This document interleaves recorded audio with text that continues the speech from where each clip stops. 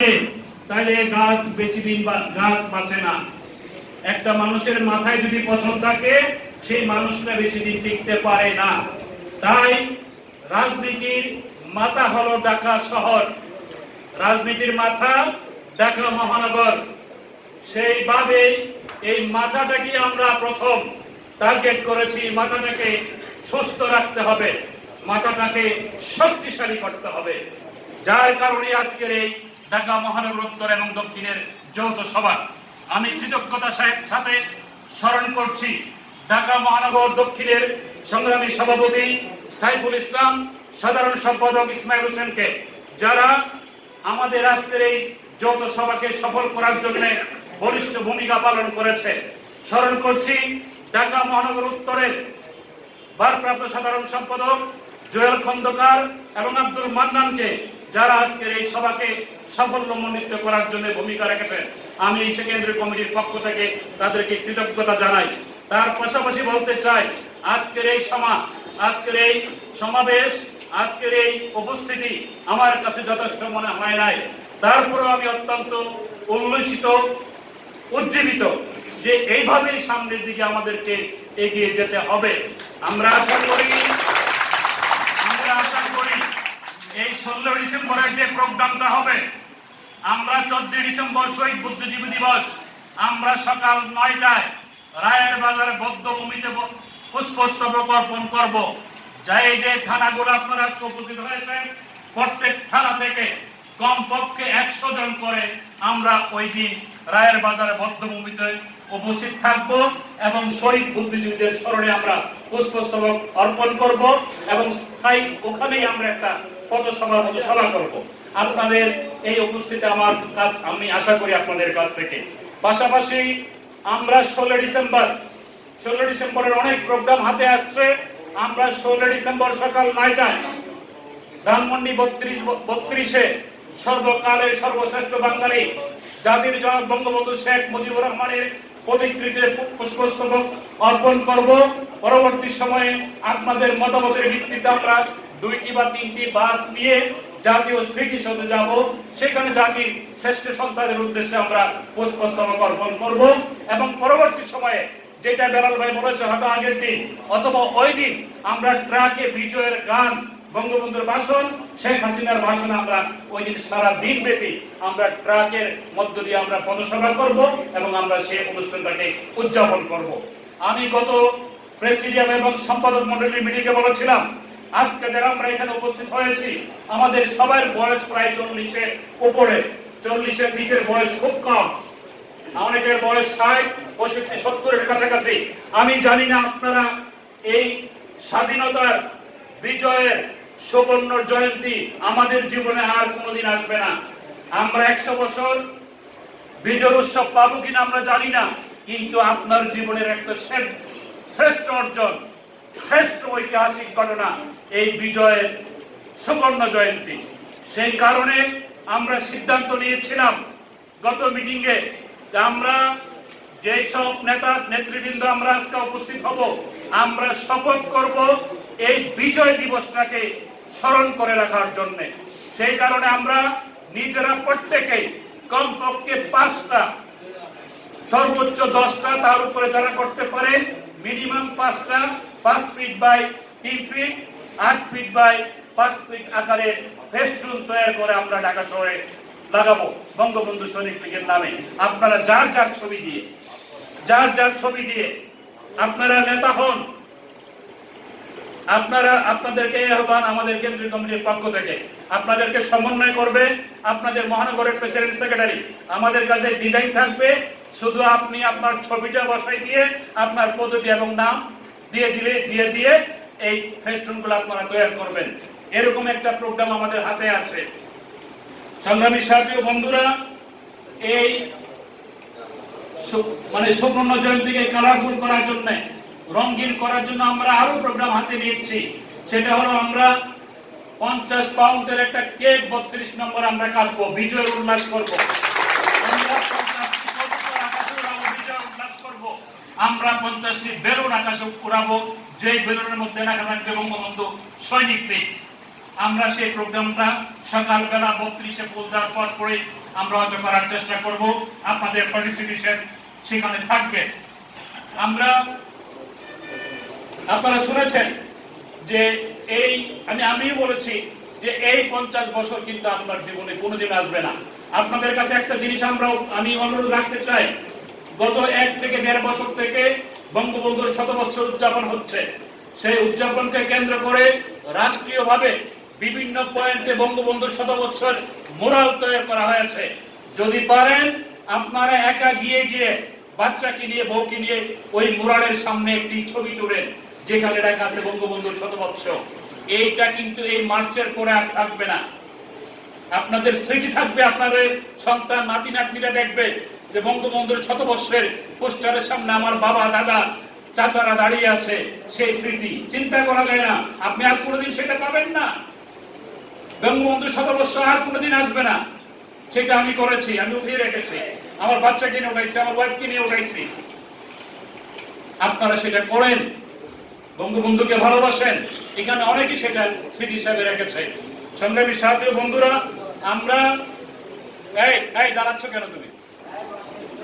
আমরা আমাদের সংগঠন যেটা বঙ্গবন্ধু সৈনিক লীগ, সৈনিক বলতে অনেকে বুঝে যে এটা রাইফেল বন্দুক নিয়ে যারা যুদ্ধ করে সেই সৈনিক। আমাদের সৈনিক সেখানে সীমাবদ্ধ নাই।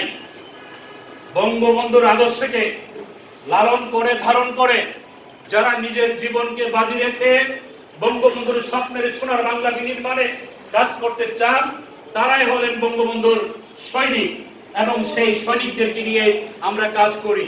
তাই সৈনিকদের 5টা জিনিস আমরা এখানে মূল মন্ত্র হিসেবে নিয়ে এসেছি। একটা হলো ঐক্য। আমাদের মূল মন্ত্রের মধ্যে 5টির মধ্যে প্রথম কাজটা হলো আমরা ঐক্যবদ্ধ হব। যে কথাটা আমাদের ইঞ্জিনিয়ার মুস্তাকিম সাহেব বলেছেন, নুরুল কবির বেলাল বলেছেন, ঐক্যবদ্ধ হতে হবে। ঐক্যবদ্ধের পরে যে কাজটা সেটা হলো শৃঙ্খলা। ঐক্যবদ্ধ হয়ে আমাদের শৃঙ্খল হতে হবে, শৃঙ্খলাবদ্ধ হতে হবে। তারপরে আমরা শান্তির দিকে ধাবিত হব, সেবার দিকে ধাবিত হব, শান্তির দিকে ধাবিত হব, আমাদের প্রগতি আসবে। আমাদের মূল মন্ত্র হলো সংগঠনের ঐক্য, শৃঙ্খলা, সেবা, শান্তি, প্রগতি। এই মূল মন্ত্রকে ধারণ করে আমরা আজকে একটা শপথ নিতে চাই যে বঙ্গবন্ধু সৈনিক লীগের সাথে যারা আমরা সম্পৃক্ত হয়েছি, কোন বৈফল নেতৃত্বের প্রবঞ্চনা, বৈফল নেতৃত্বের মিথ্যা আশ্বাসে আমরা কোন অন্যদিকে ধাবিত হব না।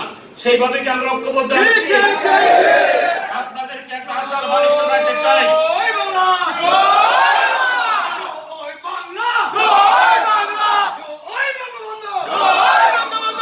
আপনাদেরকে একটা আশার বাণী শোনাতে চাই। আমরা 1995 সাল থেকে এই সংগঠনের লালন পালন করে আসছি। সারা বাংলাদেশের এমন কোন জায়গা নেই, এমন কোন থানা নেই, এমন কোন জেলা নেই যেই জেলায় আমার পদচারণা এই শরীর লীগকে কেন্দ্র করে হয় নাই। সারা বাংলাদেশের প্রত্যেকটা জেলায় আমার পদচারণা আছে। আমি নিজে ঘুরে ঘুরে আমাদের সভাপতি যিনি আছেন তার সহযোগিতা, তাকে নিয়ে এবং নেতৃবৃন্দ যারা আছে তাদেরকে নিয়ে সারা বাংলাদেশের প্রত্যেকটা জায়গায় আমি সংগঠনটাকে সুসংগঠিত করার জন্য কাজ করে আসছি। তার কিন্তু একটা বিশাল সফলতা আছে, বিশাল সাকসেস আছে। আজকে সারা বাংলাদেশের প্রত্যেকটা জায়গা থেকে আওয়াজ উঠতেছে, আমাদের ছাড়া এখানে যারা বসে আমরা আছি তাদের ছাড়া অন্য কেউ বঙ্গবন্ধু সৈনিক লীগের সম্মেলন করার যোগ্যতা রাখে না। সেই মোতাবেক আমরা যে প্রোগ্রামগুলো করেছি সারা বাংলাদেশ তথা বাংলাদেশের প্রাণকেন্দ্র ঢাকা শহরে যে আমরা সাংগঠনিক কর্মকাণ্ডগুলো পরিচালনা করেছি, টোটাল কর্মকাণ্ডের ভিডিও ফুটেজ জননেত্রী শেখ হাসিনার কাছে আছে। আপনারা শুনে খুশি হবেন, শেখ হাসিনা একটা মিটিং এ বঙ্গবন্ধু সৈনিক লীগের এই নেতাদের নাম বলে উল্লেখ করেছে। বঙ্গবন্ধু সৈনিক লীগের আদর্শ নিয়ে রাজনীতি করছে, যারা জিয়াউর রহমানের কবর উৎখাত করার জন্য মানববন্ধন করে। তোমরা কি করো? আমাদের সংগঠনের নাম বলে উনি ওখানে বক্তব্য দিয়েছে। ওনার কাছে যারা ইতিমধ্যে গিয়েছেন, অনেকে 2-1টা নাম নিয়ে গিয়েছেন, আপনারা এই নামটা নেত্রী এই নামটা ডিক্লেয়ার করে দেন, আমরা সংগঠনটাকে ছাড়াও, মানে সংগঠনকে চালাই। উনি কাগজটাকে ছুঁড়ে ফেলে দিয়েছে। যে সৈনিক লীগ কারা করে, সৈনিক লীগ কারা মাঠে আছে আমি জানি, সময় মতো তাদের নাম আমি ঘোষণা করব। তোমাদেরকে দিয়ে হবে না, তোমাদেরকে দিয়ে হবে না। যার কারণে আমি গত মিটিংয়ে বলেছি, তারা এখন অনেকে হাতে পায়ে ধরছে, ভাই চলেন আবার একসাথে আমরা রাজনীতিটা করি, আবার একসাথে করি। আমি বলেছি, ওই যে একটা কুলাঙ্গার চট্টগ্রামের সালাউদ্দিন কাদের চৌধুরী, উনি কিন্তু বলেছিল খালেদা জিয়াকে, কি বলছিল, তালাক দেওয়া বউয়ের সাথে সংসার করা যায় না। তাই ওনার এত নেককার ভাবে আমি বলতে চাই না, যারা অরাজনৈতিক সংগঠন, যারা রাজনীতি বুঝে না, যারা রাজনীতির ও আ ক খ জানে না, তাদের সাথে কি রাজনীতি করা যায়? যায় না। আমি বলেছি আপনাদের সাথে আর ঐক্য হওয়ার কোনো সুযোগ আমাদের নাই। আমরা বঙ্গবন্ধু সৈনিক লীগের রাজনীতিটা বুঝি, রাজনীতি করে আসছি, রাজনীতি সামনের দিকে এগিয়ে যাব। আজকে আপনারা যারা উপস্থিত হয়েছেন, আপনাদের কি মনে হয় আমাদের কাছ থেকে আর কেউ হাইজ্যাক করতে পারবে? আসে না, সেই সুযোগ আর দেওয়া হবে না। আমরা ভালোবাসতে শিখেছিলাম, আমরা শ্রদ্ধা করতে শিখেছিলাম, আমরা আদর করতে শিখেছিলাম, কিন্তু তারা সেই সুযোগে সেটাকে হাইজ্যাক করতে চেয়েছিল। হাইজ্যাক তো ঠিকভাবে করতে পারে নাই, হাইজ্যাক তো ঠিকভাবে করতে পারে নাই। তারা রাজনীতির কিছুই জানে না, যার কারণে গত 2.5 বছর থেকে সারা বাংলাদেশের আমাদের প্রত্যেক জেলার নেতৃবৃন্দদের কাছে তারা প্রতিদিনই প্রায় মেসেজ পাঠায় যে কি, এই তো সম্মেলনের ডেট হয়ে যাচ্ছে, এই তো সম্মেলনের ডেট হয়ে যাচ্ছে, এই তো আমাদেরকে ডিক্লেয়ার করে ফেলতেছে। কিন্তু টোটাল 2.5 বছরে প্রমাণিত হয়ে গেছে যে টোটাল একটা ফোকাস, বাউতাবাজি এবং মিথ্যাবাদী। তারা জানে না বঙ্গবন্ধু সৈনিক লীগ সংগঠন, মেইন সংগঠন কি, তারা জানে না সাব সংগঠন কি, উপসংগঠন কি। বঙ্গবন্ধু সৈনিক লীগের মেইন সংগঠন হলো সভাপতি, সাধারণ সম্পাদক, যে সংগঠনের ওন করে সেটা হলো মেইন সংগঠন। আর সম্মেলনকে কেন্দ্র করে একটা কমিটি গঠন করা হয়, সেটাকে বলা হয় সাব কমিটি। শুধু সম্মেলন সংক্রান্ত কার্যক্রমগুলো সেই সাব কমিটি করে। সেই সাব কমিটির স্বঘোষিত আহ্বায়ক হয়ে বসে আছেন একজন, স্বঘোষিত সদস্য সচিব হয়ে বসে আছেন একজন। অথচ বাংলাদেশ আওয়ামী লীগের পক্ষ থেকে, জননেত্রী শেখ হাসিনার পক্ষ থেকে, ওবায়দুল কাদেরের পক্ষ থেকে বা আওয়ামী লীগের দপ্তরের পক্ষ থেকে আনুষ্ঠানিকভাবে সম্মেলন প্রস্তুতি কমিটি ঘোষণা করা হয় নাই, ঘোষণা করা হয় নাই। যদিও ঘোষণা করবে, যেদিন ঘোষণা করবে আমাদের সাব কমিটি হবে সেটা, আমরা হলাম মূল কমিটি। জননেত্রী শেখ হাসিনা বাংলাদেশ আওয়ামী লীগের সভানেত্রী, ওবায়দুল কাদের সাধারণ সম্পাদক। যখন বাংলাদেশ আওয়ামী লীগের 3 বছর পর পর সম্মেলন হয়, তারা দুজন কিন্তু সম্মেলন প্রস্তুতির কমিটির আহ্বায়ক বা সদস্য সচিব হয় না। আহ্বায়ক সদস্য সচিব হল অন্যজন। শুধু 2 মাসের জন্য বা সম্মেলন শেষ হওয়ার দিন পর্যন্ত 1 মাসের জন্য সেই সাব কমিটিটা হয়। সেই সাব কমিটির কাজ হলো সম্মেলনকে কারে কিভাবে কোন জায়গায় রাখবে, কি গান বাজনা হবে, কে কি বক্তব্য দেবে, প্যান্ডেল কিরকম হবে, স্টেজ কিরকম হবে, সম্মেলন প্রস্তুতি কমিটির কাজ হলো সেইটা। আর এখন যিনি সম্মেলন প্রস্তুতি কমিটির আহ্বায়ক সদস্য দাবি করে বসে আছেন, তারা সেটা জানেন না। এই জিনিসটা যারা জানেন না, তাদের দ্বারা বঙ্গবন্ধু সৈনিক লীগের দীর্ঘ পরিক্রমা পাড়ি দেওয়া যাবে যাবে না। অতএব তাদেরকে আমরা এখান থেকে বয়কট করলাম, তাদের পিছনে বঙ্গবন্ধু সৈনিক লীগ দায়। আবার নতুন করে সম্মেলনের তারিখ যখন ঘোষণা করা হবে, আমাদেরকে নিয়ে আবার নতুন করে সম্মেলন প্রস্তুতি কমিটি ঘোষণা করতে হবে। যারা বঙ্গবন্ধু সৈনিক লীগকে সামনের দিকে এগিয়ে নিয়ে যেতে পারবে, তাদের দিয়ে বঙ্গবন্ধু সৈনিক লীগের সম্মেলন প্রস্তুতি কমিটি ঘোষণা করা হবে। সেইভাবে আমরা একটা প্রস্তাবিত কমিটি আমরা জননেত্রী শেখ হাসিনার কাছে পৌঁছে দিয়েছি এবং উনি সেটা রিসিভ করেছেন। আপনারা জানেন, আমরা কিছুদিন আগে গত 25শে সেপ্টেম্বর আমরা জননেত্রী যেদিন পার্লামেন্টে বক্তব্য দিলেন যে জিয়াউর রহমানের কবর এখানে, জিয়াউর রহমানের নামে কোনো কবর এখানে নাই, এটা একটা ভাওতাবাজি, সারা জাতির সাথে তারা ভাওতাবাদী মিথ্যাচার করেছে। জিয়াউর রহমানের কবর ওখানে নাই, আমরা সেই কবরকে উচ্ছেদ করব। পার্লামেন্টে বক্তব্য দেওয়ার পরের দিনে আমি সিদ্ধান্ত নিলাম যে বঙ্গবন্ধু সৈনিক লীগ এই পার্লামেন্ট ভবনের সামনে একটি মানববন্ধন করবে, সকল কবর অপসারণ এবং লেকের মধ্যে যে ব্রিজটা আছে সেই অপসারণ করার জন্য। আমরা 25 তারিখে, সেপ্টেম্বরের 25 তারিখে বিশাল 300 ফিট ব্যানার দিয়ে ঢাকা মহানগর উত্তর দক্ষিণের সহযোগিতা আমরা বিশাল একটা মানববন্ধন করলাম। সেখানে SB, DB, NSI, DB, RAB সবাই রেকর্ডিং করে সেই ফুটেজগুলো নেত্রীর কাছে পৌঁছে দিয়েছে। নেত্রী সাংঘাতিকভাবে খুশি হয়েছেন যে আমার বক্তব্যকে সাপোর্ট করে একমাত্র বঙ্গবন্ধু সৈনিক লীগ সেই কার্যক্রমটা করেছে, আর কেউ কোনো সংগঠন করে নাই। বাইরে টিভি, বাইরে কি করে রেকর্ড করছে, এবং বিদেশেও বিবিসি, সিএনএন সেই রেকর্ডিংটা করেছে। আমরা চিন্তাই করতে পারি নাই, স্যাটেলাইটের মাধ্যমে তারা সেই রেকর্ডিংটা করেছে, সেটা বাইরেও প্রচারিত হয়েছে। আপনারা অত্যন্ত ভাগ্যবান যে আমরা এত বড় একটা কাজ করে ফেলেছি। আমরা কিন্তু বুঝতে পারি নাই এই কাজটা কত বড়, কিন্তু বিশাল কাজ হয়ে গেছে। সারা বাংলাদেশে এখানে অনেক মুরব্বীরা আছেন, মুক্তিযুদ্ধের সময় যারা মুক্তিযুদ্ধ করেছে, তারা জানতো না আর ঘরে ফিরে আসবে কিনা, তারা জানতো না তার মায়ের ডাক আর শুনবে কিনা, তারা জানতো না স্ত্রীর ভালোবাসা তারা আর পাবে কিনা। তারা যুদ্ধ করে দেশটাকে স্বাধীন করেছে, 30 লক্ষ শহীদ হয়েছে। আজকে যেই রক্তের বিনিময়ে বাংলাদেশ, যেই রক্তের বিনিময়ে এই পার্লামেন্ট ভবন, সেই পার্লামেন্ট ভবনের সেই মুক্তিযোদ্ধাদের লাশ আজকে বিভিন্ন বনজঙ্গলে কবর হয়ে আছে।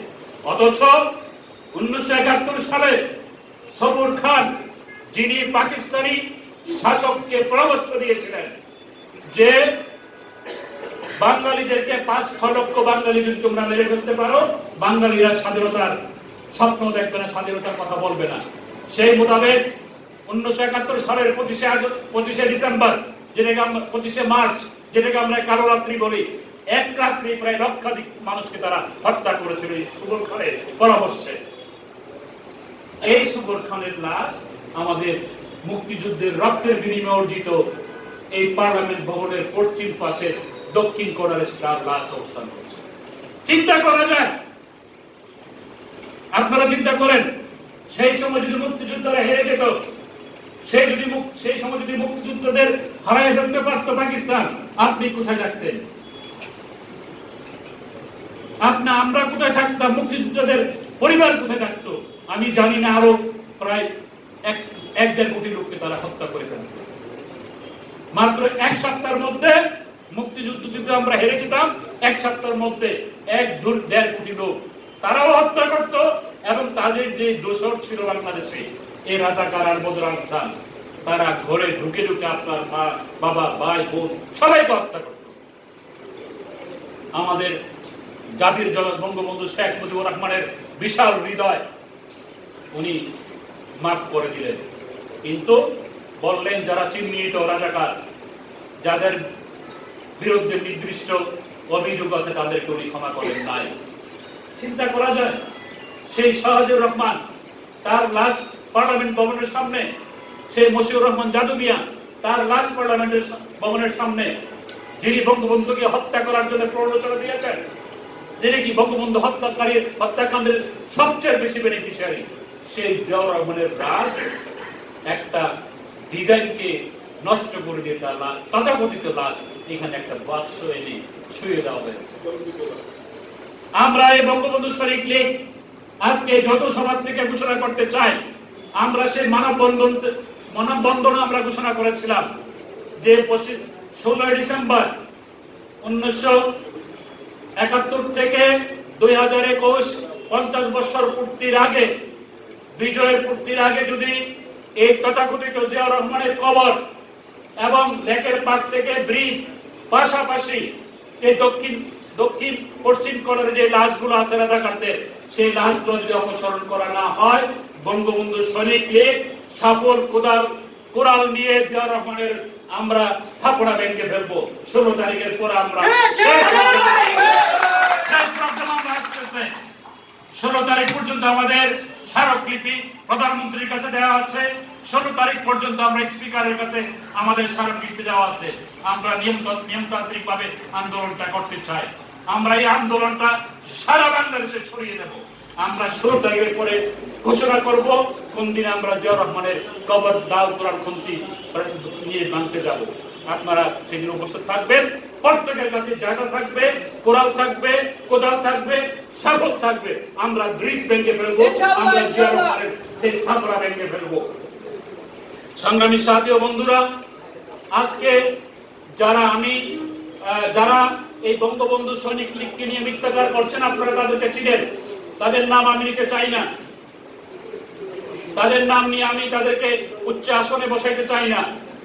আমি একটা জিনিস বলতে চাই, এই গত 5 দিন 7 দিন থেকে 10 দিন থেকে আমার পায়ে ধরা বাকি। আমাদের শ্রদ্ধাভাজন নেতা কাসেম সাহেব জানে, উভয় গ্রুপ থেকে আমার পায়ে ধরায় বাকি, যে চলেন একসাথে করি, আপনাকে ছাড়া হবে না। আমি বলছি না, যাদের কারণে হয় নাই তাদের সাথে আর হবে না, যাদের কারণে হয় নাই তাদের সাথে আর হবে না।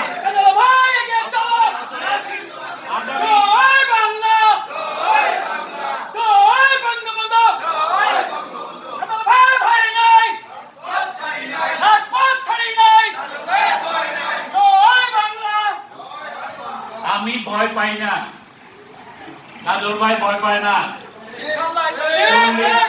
40 বছরের উপরে রাজনীতির সঙ্গে জড়িত বেলাল ভাই জানে, 1983 সালের 14 ফেব্রুয়ারি একসাথে মজিদ খানের শিক্ষানীতির বিরুদ্ধে আন্দোলন করতে গিয়ে ঢাকা বিশ্ববিদ্যালয়ের শিক্ষা ভবনের সামনে মাথায় গুলি খেয়েছি।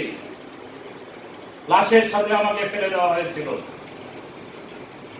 81 সালে জননেত্রী যে বাংলাদেশ আসার পর তার সফর সঙ্গী হয়েছে। 87 সালে 10ই নভেম্বর এই নূর হোসেন আমার চোখের সামনে দিয়ে বুকে পিঠে দেখা গণতন্ত্র মুক্তিবাদ সুরাজার নিপাত আমার চোখের সামনে দিয়ে, আমি তখন সচিবালয়ে গেলাম, আন্দোলনের সচিবালয়ের দক্ষিণ গেটের মধ্যে দাঁড়ানো, আমরা ছাত্র সংগ্রাম পরিষদের অনেক নেতৃবৃন্দ, আমার চোখের সামনে দিয়ে নূর হোসেন 4-5টা ছেলে সহ হেঁটে যায় স্লোগান দিতে। তখন চোখে পড়লো এইটাই মানব দেহের প্রথম বিকাশ স্লোগান। যতক্ষণ নূর হোসেনকে দেখা গেল আমি তাকিয়েছিলাম, তার 10-15 মিনিটের পরে দেখলাম একটা রিক্সা করে 2 জন ছেলে নূর হোসেনের গলিবিদ্ধ লাশ নিয়ে ঢাকা মেডিকেল কলেজের দিকে যাচ্ছে আমার চোখের সামনে দিয়ে। এই 10ই নভেম্বরের পর 28শে নভেম্বর আরেকটা প্রোগ্রাম ছাত্র সংগ্রাম পরিষদ থেকে দেওয়া হলো 1987 সালে। সেটা হলো পার্লামেন্ট ভবন ঘেরাও। পার্লামেন্ট ভবন ঘেরাও করতে গিয়ে ফার্ম গেট যে সিনেমা হল কিনা আনন্দ সিনেমা হলের পাশে আমরা ছাত্র সংগ্রাম পরিষদের মিছিল ওখানে যখন যাচ্ছিলাম, সেখানে দুদিক দিকে পুলিশ ব্যারিকেড দিয়ে আমাদেরকে বেদরম পিটানো, যেটাকে আমার মাথায় এখনো সেই ক্রস ডাক্তার রাইফেলের বাড়ি আছে। ভয় পাওয়ার লোক কাজল না। আর আপনারা যেহেতু আছেন, আর কোনো ভয় আছে? আমি ভয় করি না, আপনারাও ভয় করবেন না, আমাদের সভাপতি ভয় করে না। উনি ভদ্র মানুষ, নরম মানুষ, উনার ভিতরে ভয় ডর কিছু নাই। তারপরে আমাদের আরেক সেনাপতি খন্দকার নুরুল কবির বেলাল, কণ্ঠ দেখছেন, বক্তব্য তো দেয় নাই। বক্তব্য দিলে পাগল হয়ে যাবে সবাই। যখন বড় মাঠ হবে এই নুরুল কবির বক্তব্য দেবে, দেখবেন কি অবস্থা। আমি জানি তার সম্পর্কে, আমার অত্যন্ত শ্রদ্ধাভাজন নেতা, যার রক্তে আওয়ামী লীগের নাম নিশানা প্রবাহিতমান, যার বাবা ঢাকা নবাবগঞ্জের ফাউন্ডার আওয়ামী লীগের সভাপতি। উনি কিছুদিন আগে ইন্তেকাল করেছেন, আমরা তার আত্মার মাগফিরাত কামনা করছি। অতএব আমি কিন্তু আপনাদেরকে বলি, 2019 সালের শেষে আমি ব্যক্তিগতভাবে সারা বাংলাদেশের বঙ্গবন্ধু সৈনিক লীগের সকল নেতা কর্মীদের একত্রিত করে সম্মেলনের জন্য উদ্যোগ নিয়ে সম্মেলনের তারিখ নিয়ে এসেছিলাম। 2020 সালের 15 ফেব্রুয়ারি আমাদের সম্মেলন হওয়ার কথা ছিল, কিন্তু সামান্য সদস্য সচিব আহ্বায়ক এই লোকটা এখনকার নেতৃত্ব সামলাইতে পারে নাই। তারা এটা নিয়ে কামড়াকামড়ি করে সংগঠনটাকে দ্বিধাবিভক্ত করে ফেললেন। সত্যিকার অর্থে আমি একা পড়ে গেলাম। একটা লোক শুধু আমার সাথে ছিল, সে হলো রাসেল মুন্সি সেই সময়টায়। এবং অনেকের সাথে আমার কথা হতো, অনেকে বলতো কাজল ভাই আপনার সাথেও আছি, কাজল ভাই আপনার সাথে আছে, আপনি চিন্তা করেন। আমি বললাম আমি তো চিন্তা করি না, আমি শুধু তখন ফেসবুকে রাজনীতিটা করেছি, শুধু ফেসবুকে রাজনীতিটা করেছি। যারা এদিক সেদিক ছোটাছুটি করেছিল সবাই এখন পায়ে ধরতে চায়। তাই আপনাদেরকে বলি, রাজনীতি যদি সঠিকভাবে করতে পারেন, রাজনীতি যদি ন্যায় নীতি নিয়ে করতে পারেন, রাজনীতি যদি লোক লালসার ঊর্ধ্বে থেকে রাজনীতি করতে পারেন, আপনার কাছে সবাই আসতে বাধ্য এবং জননেত্রী শেখ হাসিনা আপনাকে ডাকতেও লাগবে।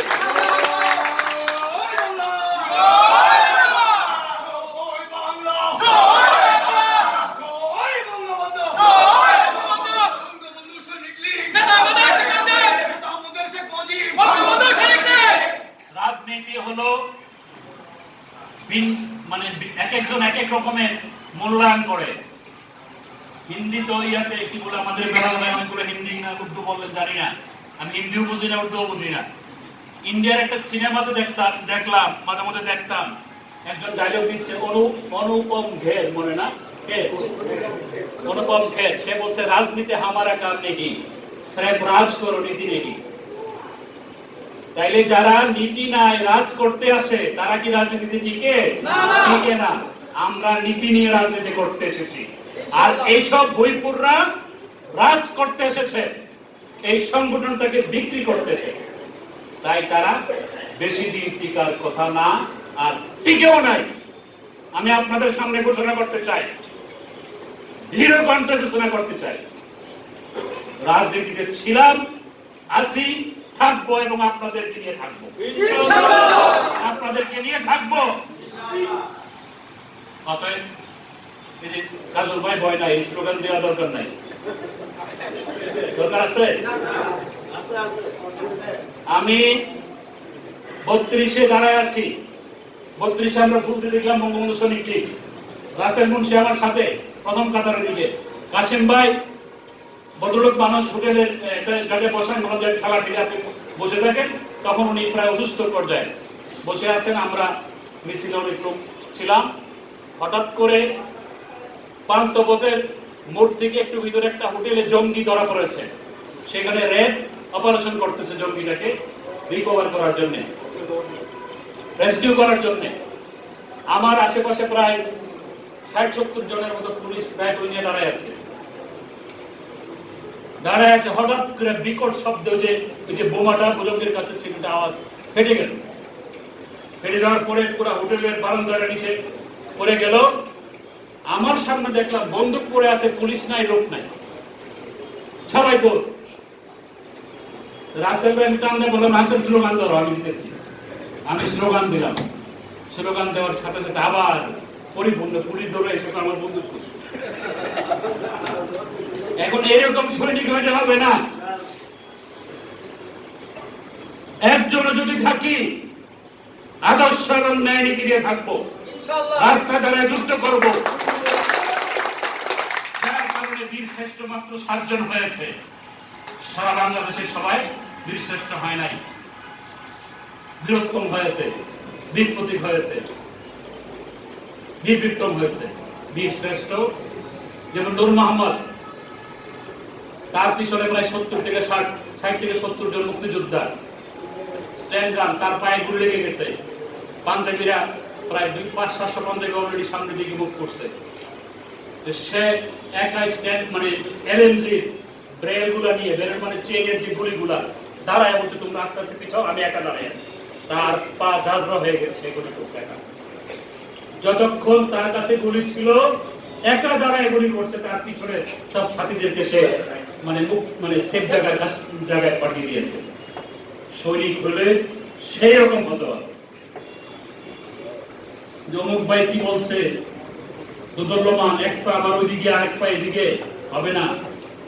আমার হিসাব হয়ে গেছে, সারা বাংলাদেশে নেতা কর্মীদের কার পা কার হাত কোন দিকে আছে।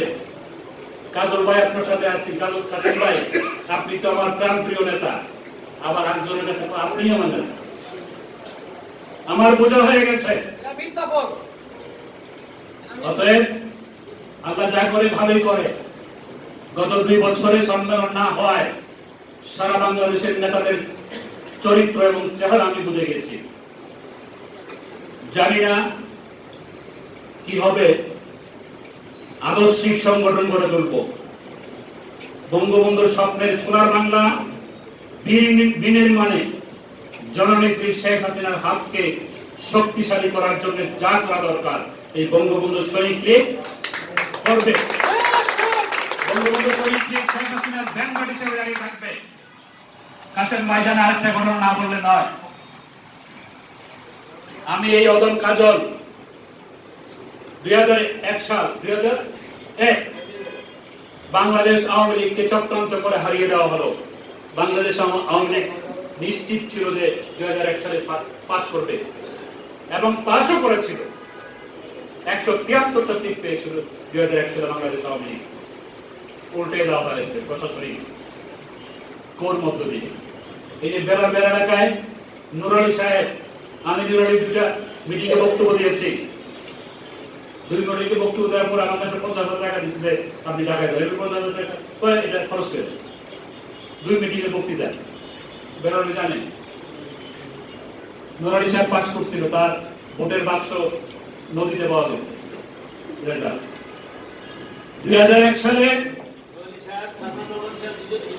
দুজনে পাস করছিল। 2001 সালে নির্বাচনের পরে সারা রাত্র টিভি দেখতেছি, ঘুম নাই। কি ব্যাপার? 20টা বিএনপি, 1টা আওয়ামী লীগ, 40টা বিএনপি, 2টা আওয়ামী লীগ, 60টা বিএনপি, 1টা আওয়ামী লীগ। মাথা খারাপ। সারা বাংলাদেশে কি দেখলাম এই ঘুরে ঘুরে নির্বাচনে। আর কি হলো? ঘুম নাই সারা রাত্র। ভোরবেলা উঠে চলে আসলাম ধানমন্ডি সুধা সদনে, নেত্রীর বাসায়। এসে দেখি 1টা 2টা পুলিশ মানে রাইফেলটা মাথায় মানে দুইটা ঘুমাইতেছে জিমায়। নেত্রীর বাসায় কোনো লোক নাই। রাত্রে 3টা পর্যন্ত নেত্রীর বাসায় লক্ষ লক্ষ লোক। সেদিন যদি নেত্রীকে ওখানে অ্যাটাক করে মেরে ফেলার মতো কোনো লোক নাই। আমি যাওয়ার পরে আমি তখনকার সময় আমাদের সংগঠনের সভাপতি বজরুর রহমানকে ফোন দিলাম, ভাই নেত্রীর বাসায় কোনো লোক নাই, এই অবস্থা। আসলে ভাই মনে আছে ঘটনা? এই অবস্থা। তো বজরুল ভাই আমাকে বললো, বজরুল ভাই কিন্তু পরীক্ষিত নেতা আওয়ামী লীগের, সাংগঠনিক বা অনেক দুর্বল সংগঠন হিসাবে, কিন্তু সত্যিকার অর্থ উনি পরীক্ষিত নেতা। বলে তুই থাক, আমি আসতেছি। সেও আসলো, আসে দেখে আসলেই কোনো লোক নাই। সবাই মুখে গামছা বেঁধে মুখ ঢেকে পালাইলো। রাত্রেবেলায় অনেকে বিদেশ চলে গেছে এই হাইব্রিড নেতারা। নেত্রী বাসায় আমরা গিয়ে বসলাম। বসার পর নেত্রী 9:30 উপরে নেমে, এর মধ্যে আমাদের শরীফ লীগের প্রায় 20-25 জন চলে আসলো। কাশেম মুন্সি আসলো, কাশেম ভাই আসলো, আরো অনেক কিছু আসলো। নেত্রীর উপর থেকে নেমে খুব কান্না জড়িত কণ্ঠে বলতো,